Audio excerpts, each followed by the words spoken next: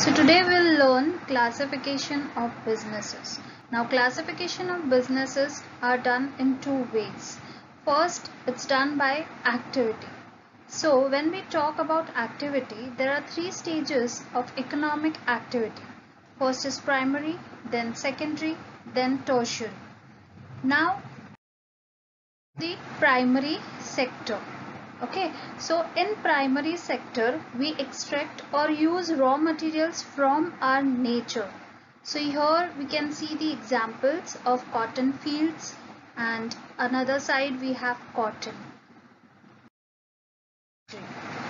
In secondary sector, basically we use the raw materials that we have extracted from the primary sector and we manufacture them in the industry. So here we can see example of cotton industries, okay, and you can see how thread is manufactured. So cloth manufacturing takes place in secondary sector. The last one is the tertiary sector. So in tertiary sector, we basically provide services to the consumers and the other sectors. Okay, so you can see the shops where we sell clothes.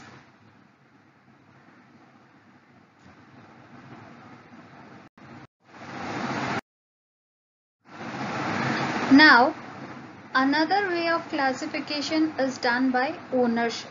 Okay, so as we know, in mixed economy, we have private sector as well as public sector. So mixed economy is basically a mixture of private and public sector. So private sector, the businesses are owned by individuals or group of individuals. There is hardly any interference of government or no interference of government at all.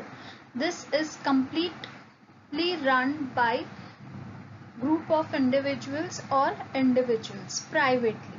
Okay, so example is Reliance Industries, McDonald's and all, and so on, many more. Come to public sector. When we talk about public sector, the main goal of public sector is to provide services to the people and essentials at good price, reasonable price to the people. Basically it is for the welfare of the people and it is run by government. Okay, so for example BST buses, sugar industry, sugar factories, they are run by government.